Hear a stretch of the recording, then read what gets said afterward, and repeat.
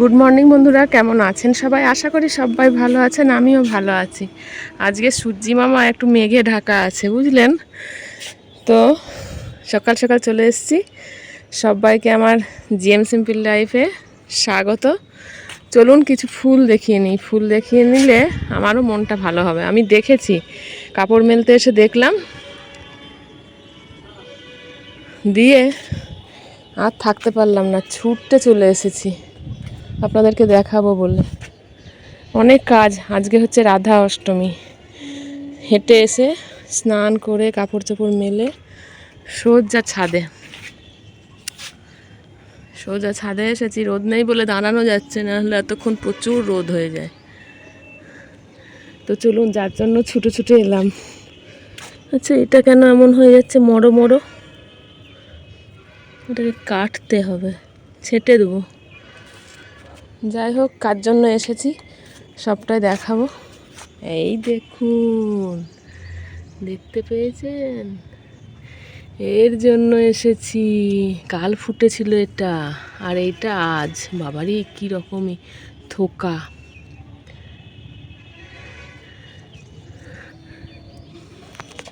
তুলে নি, গাছেই তো আছে। ঠাকুরের পায়ে দেবো আর মাকে দেখাবো। থোকা চন্দ্র, এই অপরাজিতা বলেছিল আমার ওই পাড়ার দিদি যে দেখবেন খুব ভালো ফুল হবে। তো সত্যি। আর এই দেখুন আমার, এই তোরা আবার কি করতে এসেছিস? মাকড়সা বসে আছে। দুটো ফুল ফুটেছে। চলুন। উফ, কি সেন্ট, দারুণ সেন্ট। আর নেই কুড়ি, দুটো একটা করে ছিল, সেগুলো হয়ে গেল কমপ্লিট। ভালো লাগছে না আপনাদের দেখতে? আমার তো খুব ভালো লাগছে। আর এই যে আমাদের কুমড়ো গাছটা, এটাকেও তুলে খেতে হবে। তো চলুন ছাদে থেকে এবার নিচে যাই, পুজো টুজো সারি, দেখি কতটা কি শেয়ার করতে পারি। তারপরে খাবার করতে হবে, খাবার করে নিই গা। চলুন, সঙ্গে থাকুন। চলো, আমি আমার সাধ্য মতন পুজো করে নিয়েছি। রাধারানীকে নতুন জামা পরিয়েছি। রাধারানী পরে নিয়েছে নতুন জামা। স্নান টান সব হয়েছে আজকে। 3 জনকে স্নান করিয়েছি, রাধা মাধব, রাধারানী আর গোপাল। স্নান করে ড্রেস পরিয়ে সব দিয়ে দিয়েছি, ফুল জল মিষ্টি।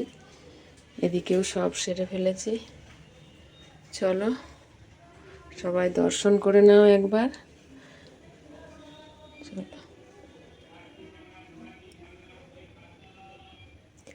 চলো এবার রান্নার দিকে যেতে হবে। এসে গেছি সেন্টার থেকে, এসে ফ্রেশ হলাম, গা ধুলাম। প্রচণ্ড রোদ। সকালে যখন যায় তখন খুব বৃষ্টি, আর এখন প্রচণ্ড রোদ।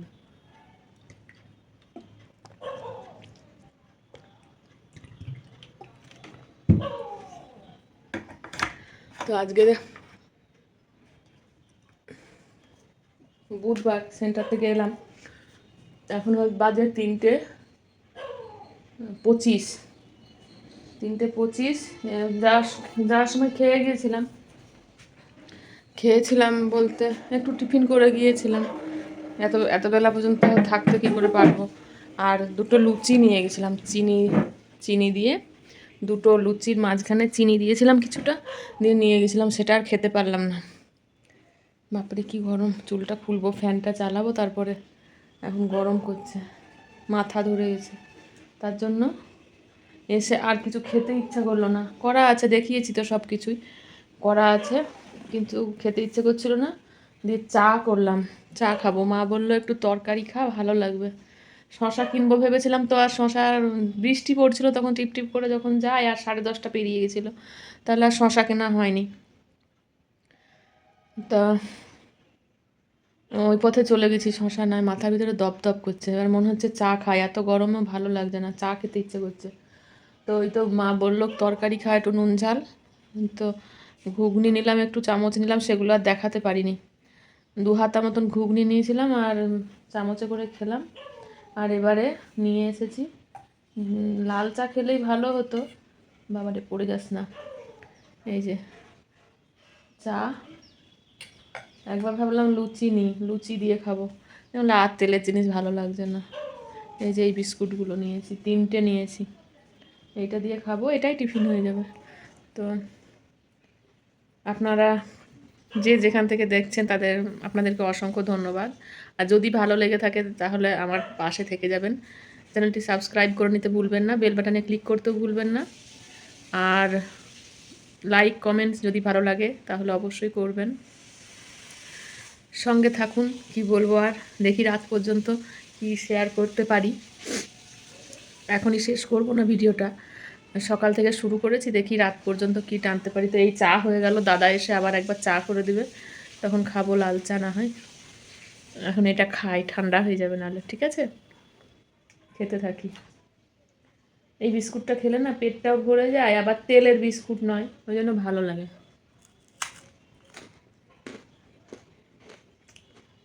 তেলের বিস্কুটটা ইচ্ছে করে না, আর লুচি টুচি খেতে সেগুলো আর ভালো লাগে না। কিন্তু এইসব দিনগুলো তো কিছু খেতে হবে।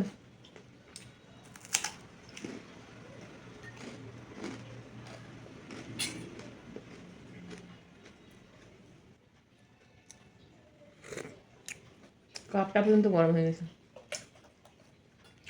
তো চলো বন্ধুরা, আরাম করে খাই, হ্যাঁ, তারপরে তোমাদের সঙ্গে আবার ইচ্ছে আছে রাত্রিবেলায় একটু সামনাসামনি আসবো। ও বাবা, এখানে বাসন আছে। চলো ফ্যানটা চালাই, ফ্যান না চালিয়ে আর থাকা যাচ্ছে না। কতজনের কত কথা মানুষের সহ্য করতে হয়, কত কাজের জায়গায় গিয়েছিলাম, কীরকম কথা। আজকে মেয়েটা যে চলে গেছে, তিলোত্তমা যে চলে গিয়েছে, তো সেখানে বলছে, একজন বলছে আর কি, সেখানে হোক আর বাইরে হোক, বলি কথাটা, লক্ষ্মী ভাণ্ডারের টাকাগুলো নিচ্ছে কেন, ফর্ম বেরিয়েছে, ফিল আপ করে দিয়ে দে, যাদের এত অসুবিধা, আরও অনেক কথা। তাই এবারে আর মনে হচ্ছে সত্যি প্রতিবাদ করেও কোনো লাভ নেই। এত যে প্রতিবাদ মিছিল, এত কিছু, সব মানুষের মানসিকতা এক নয়, তাদের ঘরেও মেয়ে আছে, কিন্তু তারা কিভাবে বলছে। আর মানে একটা যে অন ডিউটি একটা ডাক্তারের যে জীবনটা চলে গেল এইভাবে, তো এই জিনিসটা কি করে মানে বলছে, মানে খুব সাধারণ ব্যাপার এইভাবে নিচ্ছে কথাগুলো, ব্যাপারগুলো খুব খারাপ লাগছে। প্রোটেস্ট মানুষ কত করে, এর আগে 2 সপ্তাহ গিয়েছিলাম, তখন প্রচুর প্রোটেস্ট করেছিলাম। এই সপ্তাহে আর করতে ইচ্ছে করলো না, শরীরটাও বেশ ভালো নেই আমার, মাঝে মধ্যে এই মাথা ধরা ব্যাপারটা থেকে যায়, তাহলে আর প্রোটেস্ট করলাম না। জায়গা যা পাচ্ছে বলুক, যা করছে করুক, ওগুলোর সঙ্গে লড়াই করে কি হবে, যারা বোঝে না তাদের সঙ্গে লড়াই করে কোনো লাভ আছে। আর কালকে একটা জিনিস, কালকে না কদিনই ভাবছি, একটা মেয়ের আব্রু বলে কিছুই থাকলো না, তাই না? একটা মেয়ের আব্রু বলে কিছুই থাকলো না, তার যে গোপন অঙ্গ, সেটা নিয়েও কিভাবে কাটাছেঁড়া, কিভাবে ছল চাতুরি হয়েছে। আর মৃত্যুর পরেও বারবার এক কথা শুনতে হচ্ছে, একটা ধর্ষিতা ধর্ষিতা ধর্ষিতা। সত্যি খুব খারাপ লাগছে, নিজের মন থেকেই নিজের এত খারাপ লাগছে এই কথাটা শুনতে। আর তাদের মা, তাদের পরিবারের সবার কত খারাপ লাগবে যে মেয়ে তো চলেই গেল, তারপরে এই নোংরা নোংরা উক্তি। আর এই হ্যাঁ, ধর্ষণ করেছে সেহেতু ও ধর্ষিতা, কিন্তু একটা জিনিস ভাবুন তো বন্ধুরা, কোনো মায়ের বাবার সন্তান হয়তো চোখে দেখতে পায় না, তাই বলে কি তাকে বারবার কানা কানা কানা বলা যায় না? ভালো লাগে সেটা শুনতে, না যা কানে শুনতে পায় না তাকে বারবার ঠসা কালা এসব বললে ভালো লাগে? আজ কত দিন ধরে, 1 মাস হয়ে গেল, 1 মাস পেরিয়ে গেল, এইভাবে একটা অন ডিউটি ডাক্তারকে এরকমভাবে এই উক্তিতে পরিচয় দেওয়া হচ্ছে একজন ধর্ষিতা। খুব খারাপ লাগছে, একটা মেয়ে তো, সেই মেয়ে হয়ে মেয়ের এই উক্তিটা শুনতে খুব খারাপ লাগছে। হ্যাঁ, যদি ও অ্যাক্সিডেন্টালি কোনোভাবে মারা যেত তাহলে এতটা খারাপ লাগতো না, কিন্তু আজকে দিনের পর দিন শুনতে শুনতে মানে মাথাটা কি ঠিক থাকছে না। এবারে যেন কানে লাগছে, ওই ধর্ষণ কথাটা বড্ড কানে লাগছে। তো এখনও এই সমাজে অনেক মানুষ আছে, রাস্তায় বেরিয়েছে প্রচুর মানুষ, কিন্তু এমনও মানুষ এখনও আছে যারা এই জিনিসটাকে কি বলবো, সেভাবে প্রতিবাদ, এই জিনিসটার বিরুদ্ধে গিয়ে প্রতিবাদ করতে রাস্তায় নামছে না, বা আড়ালেও বলছে না, যা খুশি তাই বলছে। তো তাদের মানসিকতা এটুকুই বলবো। তো চলুন সঙ্গে থাকুন, চাটা খেয়ে নিই, ঠান্ডা হয়ে যাচ্ছে, সঙ্গে থাকুন।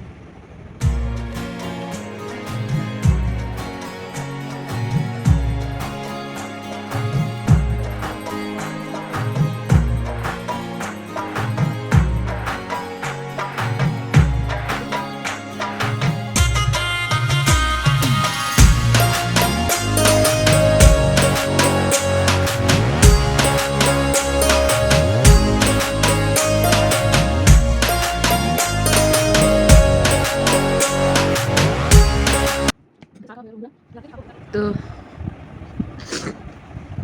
আজ এখানেই রেখে দেবো বন্ধুরা। ভালো থাকবেন, সুস্থ থাকবেন, সাবধানে থাকবেন। দেখা হবে নতুন একটা ভিডিওতে, নতুন কিছু নিয়ে।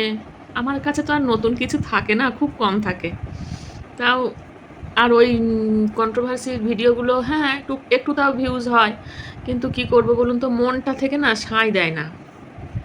মন থেকে মনে হয় প্রতিদিন বা দিনের পর দিন তাদের নিন্দে, তাদের চর্চা, তাদের বিরুদ্ধে কথা বলা, বলতে বলতে যেন বিরক্ত। ওই দিন 4টে যেই ভিডিও করি না, সেই মনে হয় না এদের নিয়ে আর এইভাবে বলবো না।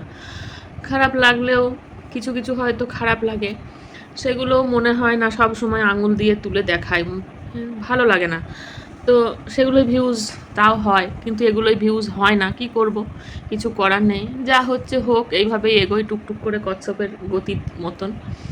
আর হ্যাঁ বন্ধুরা, যারা নতুন আসছেন না, তাদেরকে একটা রিকোয়েস্ট করব, 2-1জন এসেছেন, এরকম আসেন, আমাদেরও ভুল হয়েছে। আমরা যখন প্রথম শুরু করেছিলাম তখন আমারও ভুল হয়েছে, আমার মতো অনেকেরই ভুল হয়েছে, এখনও হচ্ছে। যেমন আপনারা না ভিডিও দেখে ভিডিওর নিচে আপনি হয়তো আমাকে অ্যাড করে নিলেন, সাবস্ক্রাইব করে নিলেন আমার চ্যানেলটা, কিন্তু কি বলুন তো, ওইখানে লিখবেন না, কমেন্ট বক্সে এসে একদম লিখবেন না যে গিফট দিয়ে গেলাম, পাশে থেকে গেলাম, এই সব কথা লিখলে না একদম অ্যাড হয় না। আপনারা বুঝতে পারেন না হয়তো, কিন্তু আমরা তো আমি নিজে আমার মতন অনেকেই ছুটে যায় গিয়ে দেখি, সেগুলো কিন্তু বন্ধুরা অ্যাড হয় না। এই ভুলগুলো আপনারা করবেন না। আপনারা ভিডিও দেখছেন ঠিক আছে, বরং আপনারা এক কাজ করবেন, কমিউনিটিতে গিয়ে লিখে দিয়ে আসবেন যদি কিছু লেখার থাকে। কিন্তু এইভাবে ভিডিও দেখে তার নিচে কমেন্ট বক্সে লিখে সাবস্ক্রাইবও যদি করেন, সেগুলোও অ্যাড হয় না। তো এইগুলো বলছি, আমিও ভুল করেছি, এরকম ভুল আগে নতুন যখন এই এই এতে এসেছি এই পথে, তখন আমিও অনেক ভুল করেছি, কিন্তু এখন সেটা ভালো মতন বুঝতে পারি। তো এটাই বলার জন্য একটু বললাম। আর রাত্রের ভিডিও আর টানছি না, দেখা হবে। তো সবাই ভালো থাকবেন, সুস্থ থাকবেন, টাটা সবাইকে, দেখা হবে নতুন একটা ভিডিওতে, টাটা।